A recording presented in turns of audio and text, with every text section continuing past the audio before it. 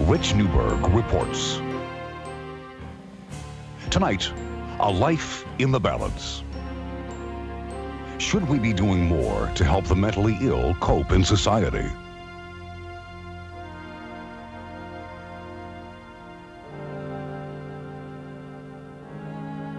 And my mother's dead. Nothing can bring her back. Judy Scanlon, an intensive case manager, paid a home visit to an outpatient and never came out.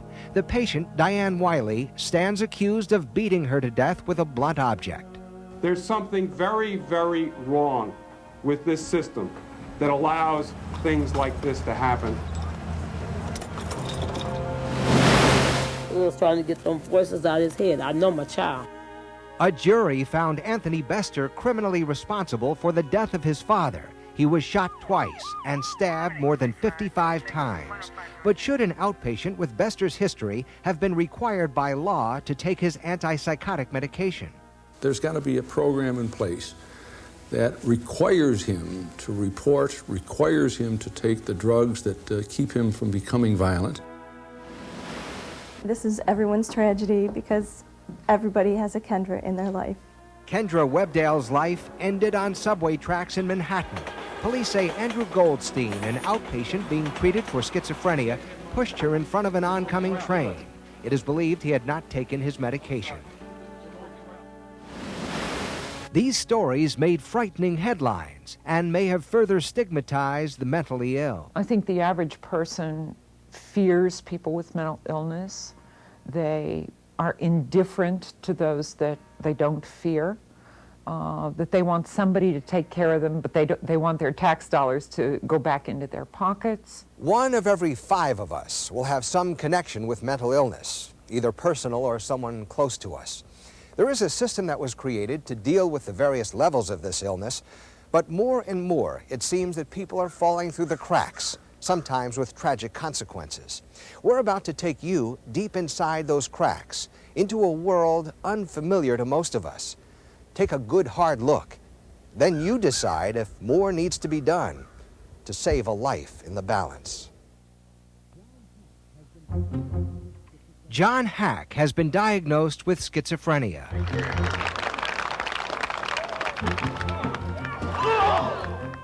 In what now seems as another lifetime, John had set the pace for his track team at Tonawanda High School, setting new records for indoor and outdoor competition. He could run. He could run like a deer. He was unbelievably smart, strong, in fantastic physical condition. Really did a lot of weightlifting then. But something was beginning to change inside this young achiever's head. Towards the end of his high school years, that we began to notice that he wasn't able to sit and read anymore, and to continue concentration. He wasn't able to focus in on things and stay focused. He turned down college invitations and joined the Army, becoming a squad leader during basic training. But by then, voices inside his head were beginning to put him down. Every time I ever became ill at that point, I couldn't identify that I was being bizarre or inconsistent. About a year after he was discharged from the Army, John Hack calmly walked into this M&T bank on Broad Street in Tonawanda. He had a paper bag with him, and he waited patiently in line for the teller. Well, I had waited my turn, actually. I walked to the teller, and then at this point I asked her, that she would fill the bag, be so kind and fill this bag with the money in the register. Did she? Yes, she did. She seemed at a loss for words at that point. And he said that there were agents, voices in his head that told him he should go in and pick up this money. John suddenly found himself behind bars in the Erie County Holding Center. Bizarre behavior would finally lead to a diagnosis of paranoid schizophrenia, but years of torment would follow, in and out of jails and institutions. And they're cut off from everyone. Their old friends desert them, and because they're bizarre and they're no longer understood, and so they lose friendships, and they depend on their families for their socialization. But even with his family's support, John's tormented life became even more complicated when he began abusing cocaine. He hit rock bottom when police found him in a semi-comatose state on the street. That's when the Alliance for the Mentally Ill began making demands on the system in his behalf. For the first time in almost 20 years, he's getting the services he needs. But it took a hell of a fight. Now it's up to John to make a life for himself. His apartment is subsidized, and his medical and social needs are being met in what's called wraparound care. He's getting the full shot from the mental health system. What's success for John maybe isn't what we had hoped and dreamed for, but right now we consider John successful at this today. Success is measured day by day, sometimes hour by hour. The antipsychotic drugs John takes suppress the voices in his head, allow him to focus, and keep him calm in stressful situations, like being told by a store clerk that the clerk was unable to change a battery in John's type of watch. Is there any particular reason why one watch can't be done as another one can? You don't sell any Casios? Just Casios are more complicated or something. That's why we can't do them. All right. Thanks. He wants to join mainstream life, just like you or I. You know, he wants everything that I want. You know, he wants a job. He wants the family, maybe his own family, his own wife, maybe his own. Well, he's got a place to live, but maybe his own house. That's what he wants. I thought I'd be at the age of 35, 15 years ago, that I would come to a point where I would have been married and had children and a house and a good job, until I was struck with this illness. But through it all, John's family has been there for him, because some things just remain the same. How you love them never changes, no matter what, you know, never changes. And I see in John, when he's well and doing well, I see a kindness in John, and his brightness, his intellect, his wanting to be joyful in life is there. His faith, he has a faith, strong faith.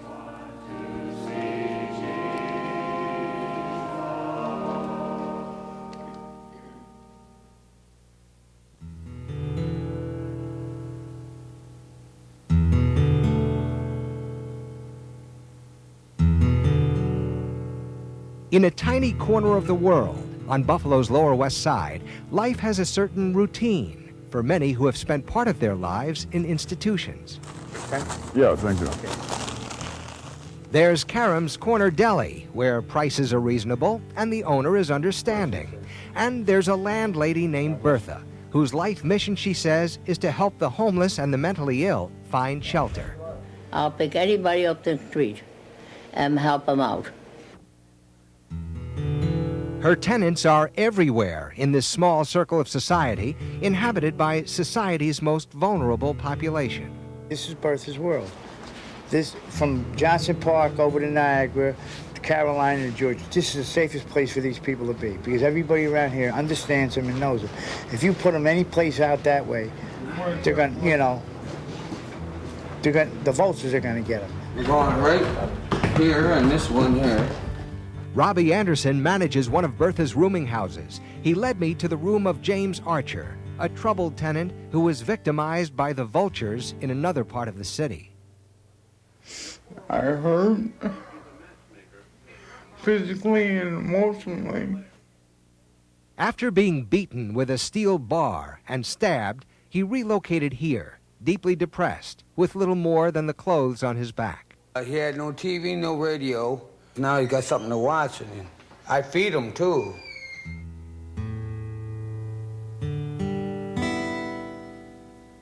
While it can be a rather stark living environment, many of Bertha's tenants are trying to make the best of it. This tiny room is home for a husband and wife, giving life a try outside of the Buffalo Psychiatric Center. But the husband had a violent episode, and his wife told me he has to be hospitalized for 3 months. Well, he was off medication for a while. That's why he's back in. Another tenant, Marcia, says she fought to get out of the psychiatric center and is now taking her medication. She's still in touch with her family and appears to be doing well. Bertha has taken her in before when she went off her medication and got kicked out of other apartments. That's when the voices made her life unbearable. It's like whispers coming in my ears, and then I hear buzzing sounds, like you're listening to a seashell. It sounds like that when it starts. And what is the whispering? What is it saying? About people I know. They're talking bad about me, and, you know, it seems like they're putting me down. And these are voices of people you know? Yeah. Do you talk back? Yeah, sometimes I do. But sometimes I can't handle it, and when I'm off my medication, and I just try and commit suicide. Okay, please won't get outside now. Deli owner Nick Karam knows 99% of his customers. He knows how some lives hang on a delicate balance of medication and circumstance. But they often tell him they would rather exist in Bertha's world than be locked away in an institution. What they feel is better than being on the inside. At least out here they have a little freedom. They can get up and walk around. They can visit with other friends. They can go from one house to another house. They can go to a movie. They can do what they want to do. And they often help each other get through life. I'm washing out another guy's clothes, too. It's nice to be needed. One hand washes the other in Bertha's world.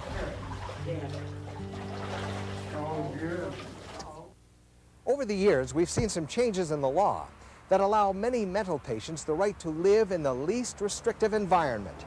Our state hospitals have been significantly downsized, shifting the burden of care to local communities.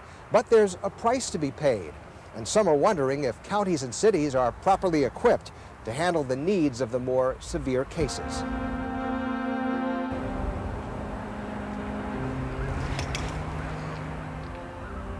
In 4 decades, the patient population at the Buffalo Psychiatric Center has gone from 3,700 to about 250. Now the Erie County Medical Center and Buffalo General are among the hospitals serving the outpatients who cannot cope. So the notion is moving from we just lock patients away custodially into a state hospital. Rather, we give them community resources and brief psychiatric hospitalization at local hospitals for periods of time where they might need hospitalization. To help them cope on the outside, there are social clubs and drop-in centers stressing social skills and individual responsibility, and state intensive case managers like Bill Lamagna, who are contracted by Erie County to go into the homes of those considered most at risk. There's some fellows that are, regardless what you do, they'll never take their medications. You can't push the point. You can't adequately monitor that situation, so you wait till they get to a point where they could be readmitted to the hospital. Judy Scanlon was a dedicated intensive case manager who was aware of the risks and often talked about them with her family. Her express wishes was that everybody knows and is aware that the system has flaws and that there needs to be some type of reassessment to help take care of everybody else. And my mother's dead. Nothing can bring her back. Judy Scanlon was beaten to death in the home of one of her patients. Diane Wiley, a mother who may have feared losing custody of her daughter, was charged with the murder. Ironically, Judy, a mother of 3 children, was said to be fighting in Diane Wiley's behalf so she could keep her daughter. But in this particular case, there were no warning signs. And, you know, as a result, you know, there needs to be a lot of concern as to why there wasn't. Diane Wiley had a history of violence, acquitted of robberies because of mental impairment. There's also some question whether she had taken her medication.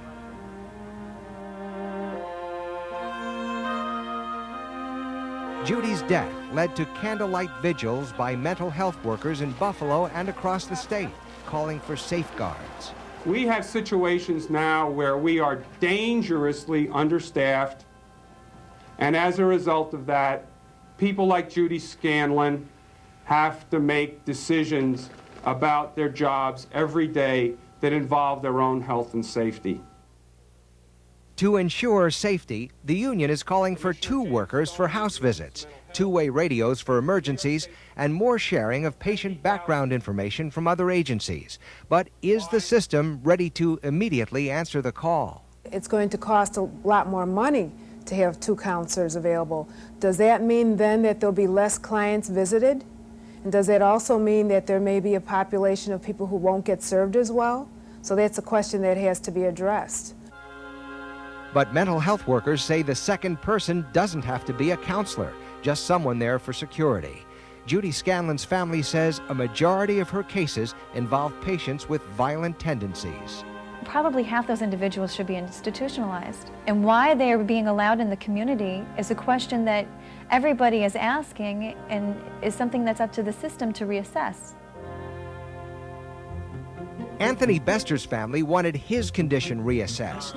His mental problems had caused them heartaches for years. He will have voices. He'll come to me and say, what? He was like, Mom, what I'm hearing? I hear somebody talking to me. I hear somebody talking to me. And when we was by ourselves, I would sit up with him night after night.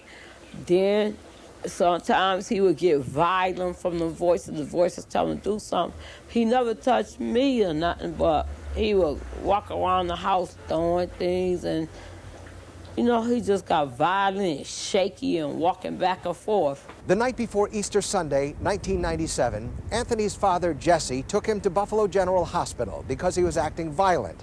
He hadn't taken his medication in 3 months, but Anthony didn't want to stay and left the hospital without treatment.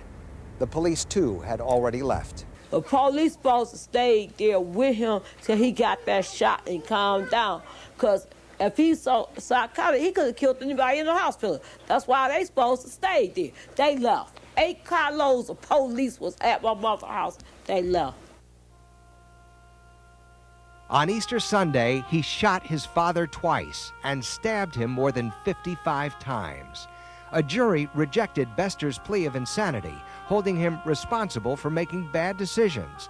But his attorney said the system failed because there weren't safeguards to make sure that Anthony Bester took his medication for paranoia. Part of the illness is that he thinks something in the medicine is hurting him.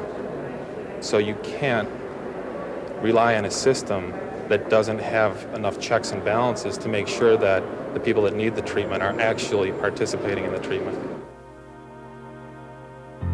Andrew Goldstein may not have been participating in his treatment.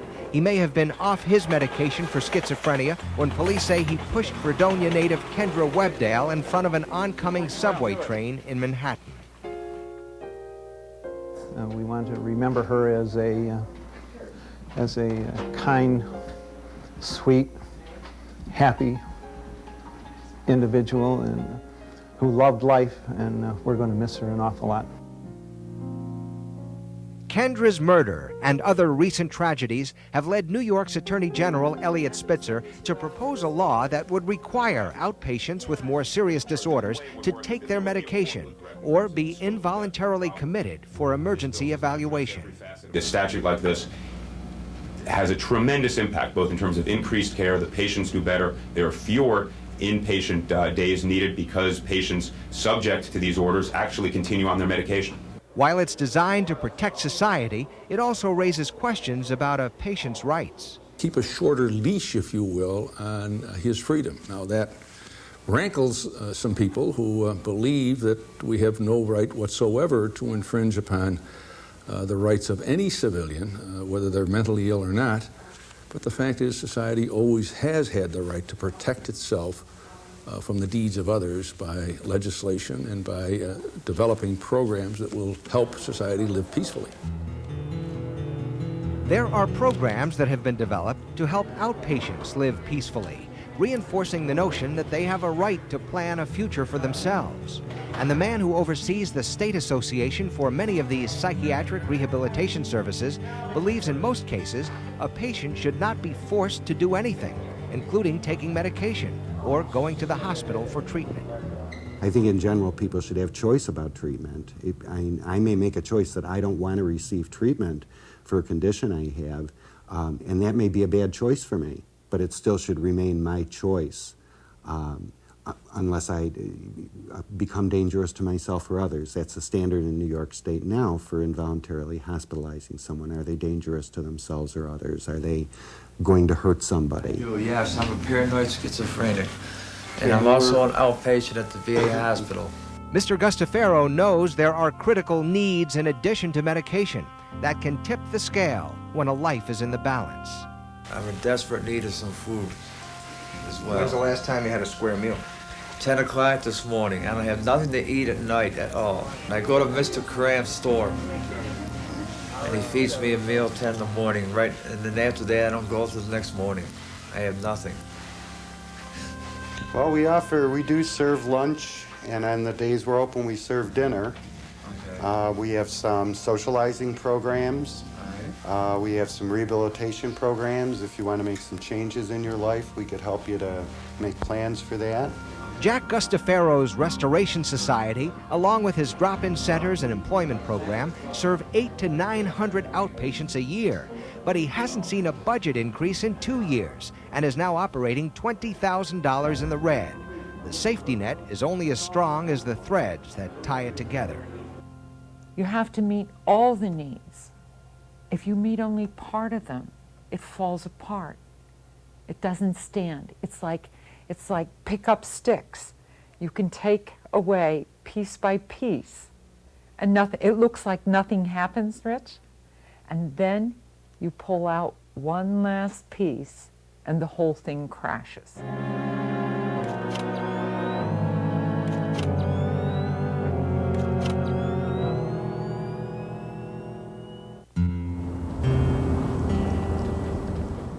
Though she may be dwarfed by the size of the imposing Richardson building that once held her as a patient, Kathy Lynch can now look back on that stage of her life with some distance and perspective. You feel as if you're not part of humanity anymore. You're removed from society. You feel very estranged and isolated from people and life in general. Those days of isolation for manic depression are over for her now. These days, she is working with others who have been through the system to improve the quality of life for patients throughout the region. Any kind of creative self-expression, whether it's art or writing or music, I think that's real positive and real healthy for people. Kathy was one of the first to recognize that recovering patients could help each other live a better life. And at first it created quite an uproar in the community because psychiatrists said, well, you can't have really crazy people with serious psychiatric disorders doing self-help with fellow crazy people. This will not work. You have to have this run by professionals. And we were so successful that we had psychiatrists then mandating, forcing people to attend. And we said that violates our principles of choice. You know, the pure self-help movement is based on choice. Now, at all levels of the system, you will find peer advocates reaching out to patients, offering a variety of self-help opportunities. We got music, yeah, we got mostly anything you would like to do. I can take a walk over there. Cool. From a club member to a CEO of a private housing agency, those who know the system from the inside are now changing the system from the inside. There is nothing more comforting than to have somebody to share your experience with that has been there and come out the other side. And speaking of comfort, the state-run Olmsted residence in Buffalo combines homey living with coping skills for a life on the other side. Our goal is to make sure that they can upgrade their skills and they have a social network in place where they'll have a better quality of life. Group homes like this offer a clean environment and supervised care. When a resident comes through here, he is ready to return to the community. You have your freedom to go where you want to go, when you want to go. There's a curfew, but other than that, it's pretty free.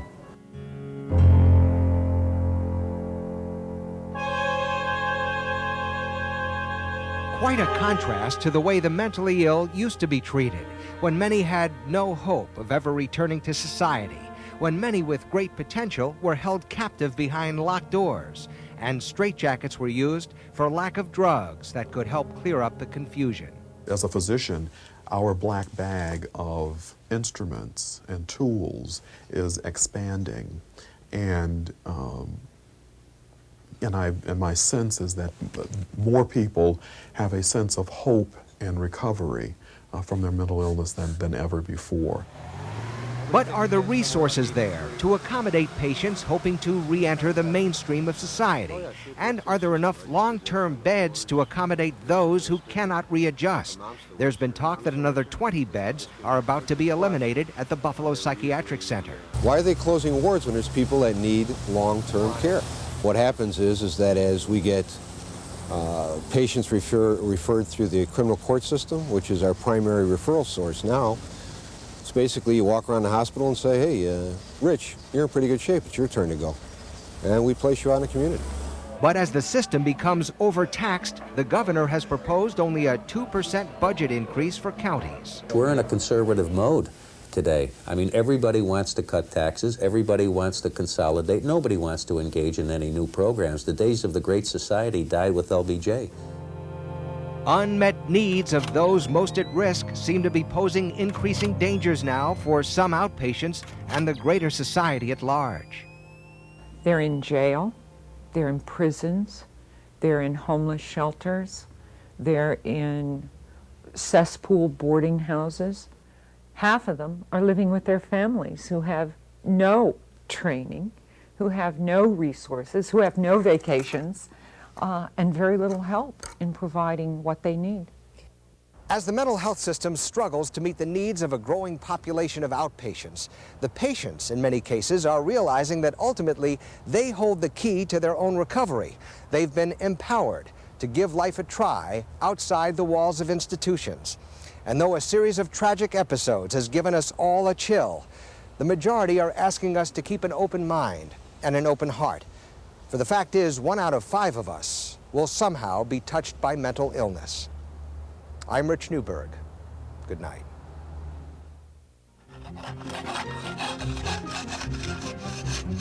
I'll give you some tobacco and some rolling papers. Okay. I'll roll for you. I'll roll for you. You be good then.